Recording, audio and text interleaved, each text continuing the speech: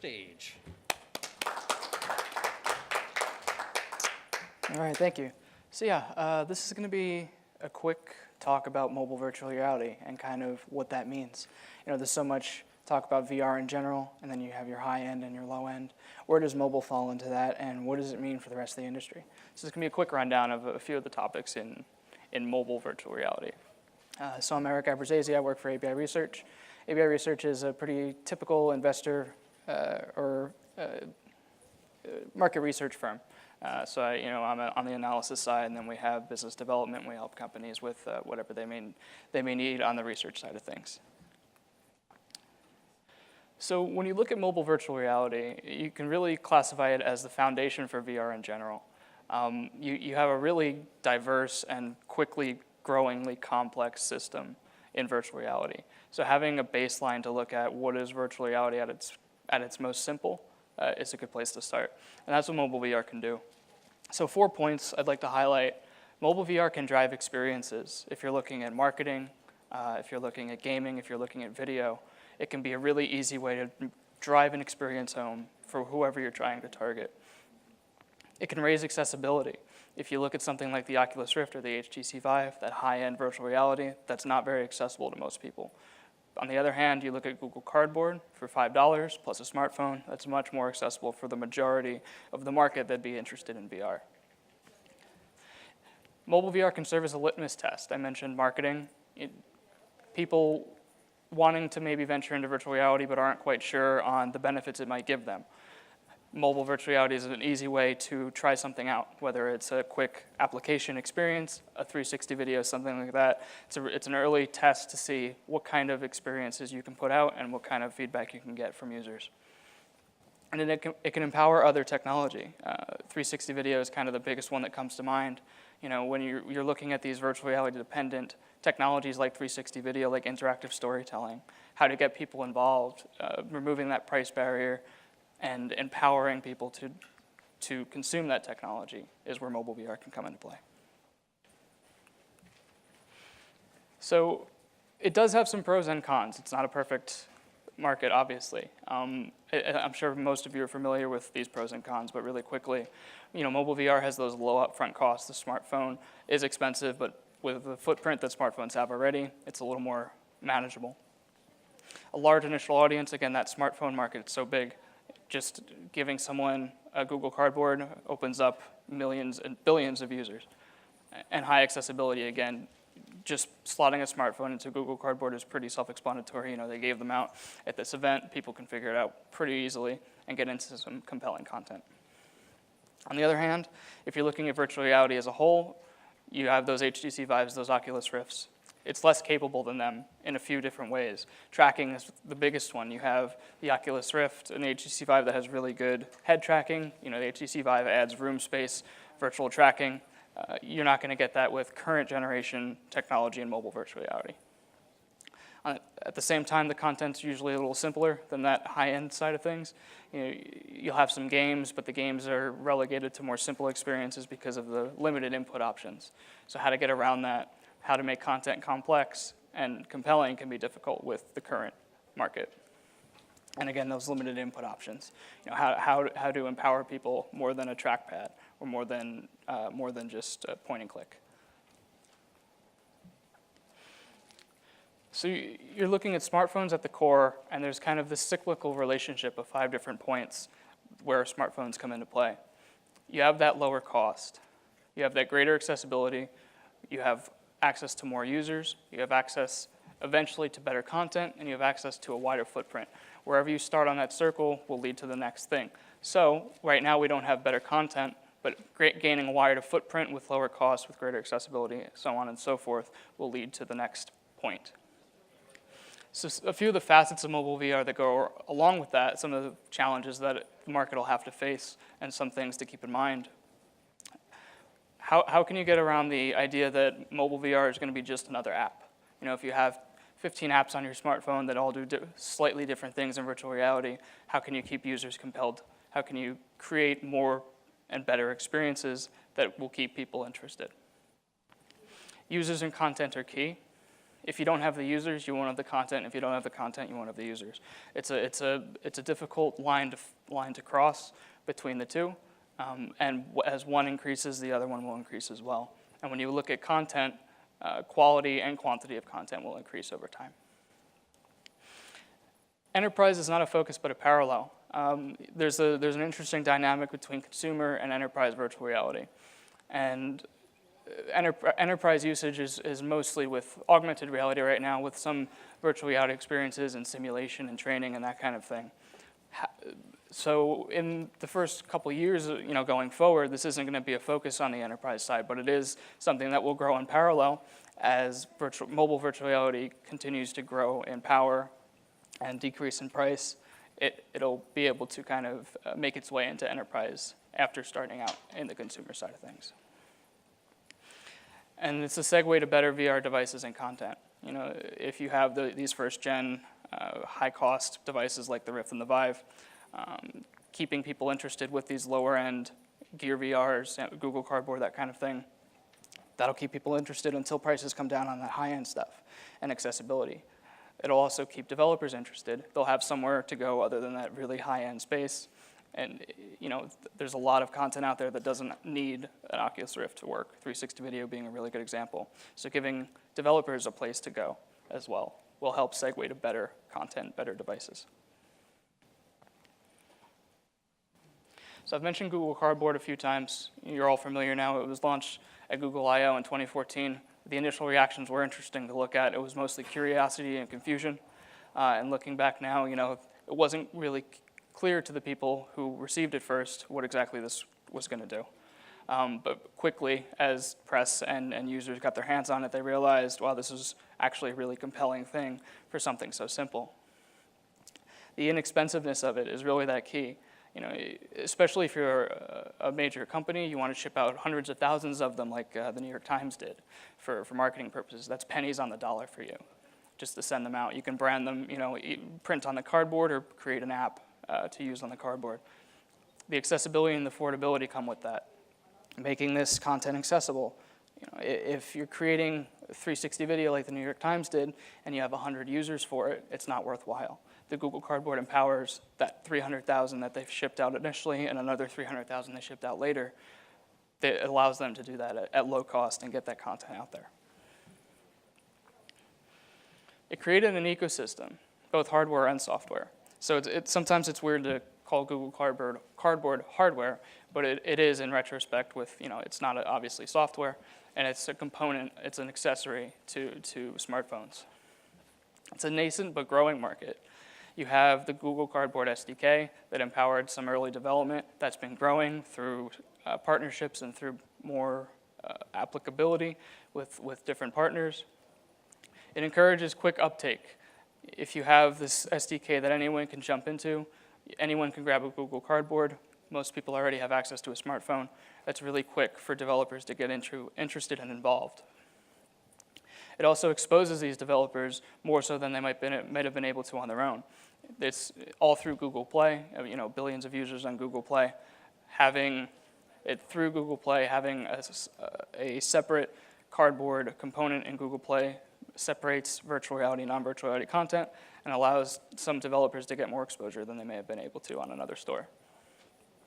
The content also varies more than some people might imagine. For the most part, in these early days, it's that kind of demo content. It's simple games. It's some interesting but short stories, maybe in 360 video.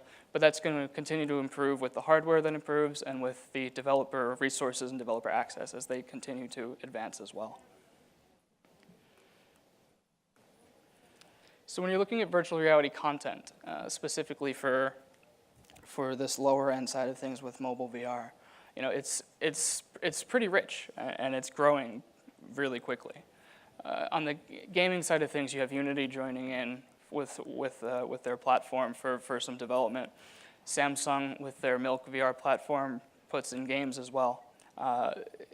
Again, the input's a little limited in terms of what you can do for a game, but Samsung has announced some prototype controllers for their Gear VR. Google with their Daydream platform that was announced at I/O recently, they have a controller as well. So input's growing for mobile VR, and with that, a lot more experiences are going to be enabled.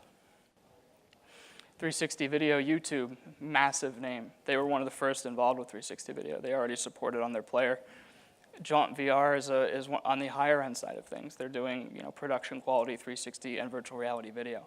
So you have the player with outreach to billions of users, and you have companies to create that content already interested as well.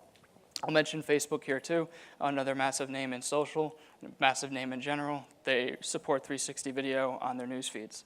So having this user-generated content that's growing a little bit right now and will continue to grow really rapidly towards the end of the year and into 2017. There's already YouTube, there's already Facebook available, and those platforms that support 360 video are just going to continue to grow. Marketing, I mentioned the New York Times. That's kind of the most notable example, sending out, I think, 600,000 total Google Cardboards to support their new 360 video VR news program. I think they started with maybe 4 or 5 examples of 360 video news coverage, and that's grown since then.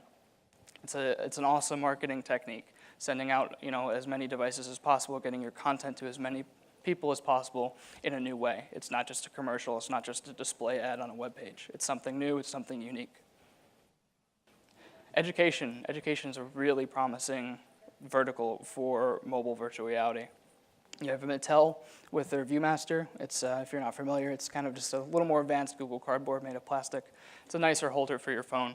But they also have the software along with that as well, with some limited augmented reality kind of image recognition with that, creating these compelling experiences for kids to use in a virtual reality space and kind of learn in a new way. And Google Expeditions is the other one. They're putting cardboard into lots of classrooms in large quantities. If depending on the age range you're targeting, you can have middle school and high school students that already have smartphones. Then all you're doing is sending out these Google Cardboards for a relatively inexpensive price and have these new experiences for education. If you're targeting younger users, that'll be up to the teachers and the school to provide these devices. But again, they're not a huge component in terms of budget for most, because so many users already have smartphones and tablets in some cases. Finally, high-end entertainment.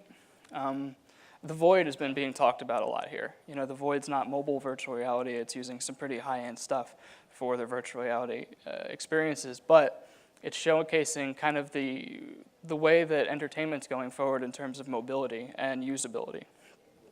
So one thing mobile VR has that this tethered VR doesn't is not having a tether, having that portability. The Oculus Rift and the HTC Vive, you're tethered to a powerful PC, and to get rid of that tether, you need to put the PC in something more portable. I think Asus just announced a backpack, but it's a tough sell for most people considering the amount of technology in it, the price that it's going to cost, the weight. So that's at least a few years out before we see these the Oculus Rifts and the HTC Vives able to be portable. So in the meantime, mobile VR is where that's going to exist for the most part. Six Flags, as another example, they're using the Samsung Gear VR on some roller coasters. So they're doing virtual reality roller coasters. And having that mobility and that portability, that ease of use that mobile VR offers is really only possible with a smartphone in a housing. So 360 video, it's come up a bunch. Whenever you're looking at a new technology like this, you want to find out what that killer app is. In VR in general, you hear a lot of talk about gaming, but if you take a step back, gaming is not going to be the killer app for the large majority of people. You have your niche hardcore gamers that are interested in the Oculus Rift and the HTC Vive. How do you get those casual users that are playing Candy Crush or something on their smartphone? How do you get those millions of users interested in VR? It's tough. 360 video is a lot easier. With the amount of video content that's being consumed already, with the amount of support that it already has in terms of platforms, it's a really natural progression for video in general. And you see a few examples. I mentioned Facebook and YouTube. Google Cardboard Camera allows users to take some 3D stereoscopic software-enabled stereoscopic images with their smartphone, and they're viewable on a camera, or on a housing, like a Google Cardboard.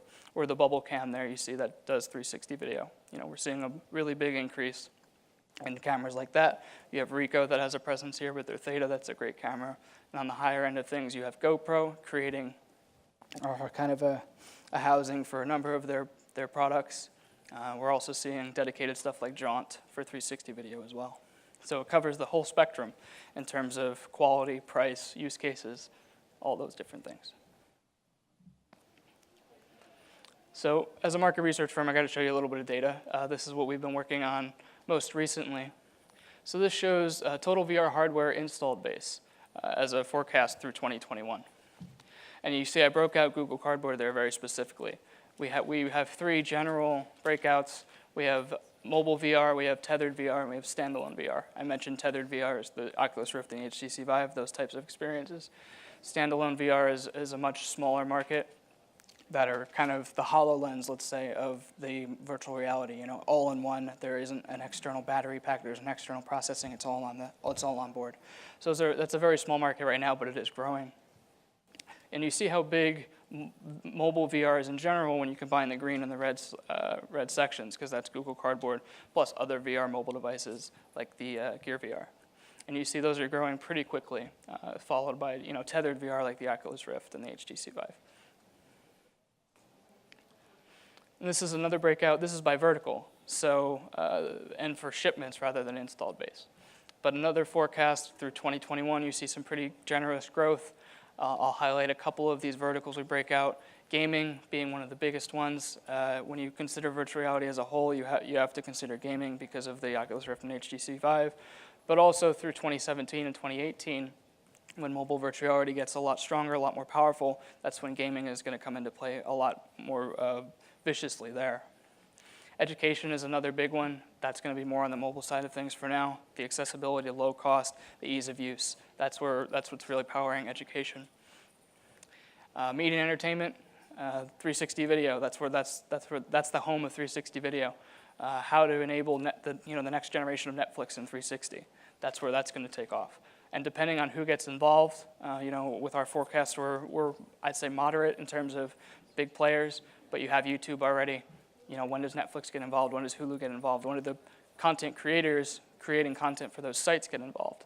That's what's tough to predict, and that's what can really make that breakout a lot bigger than it is there. And then finally, I'll highlight retail commerce and marketing. That's the New York Times that I highlighted. People either advertising in store with a Google Cardboard, advertising by shipping you one, advertising by creating an application or a video to showcase their product or their content. That's where that is. All right, that's it. I don't know where we are on time. We're good? We're good? All right, well, thank you.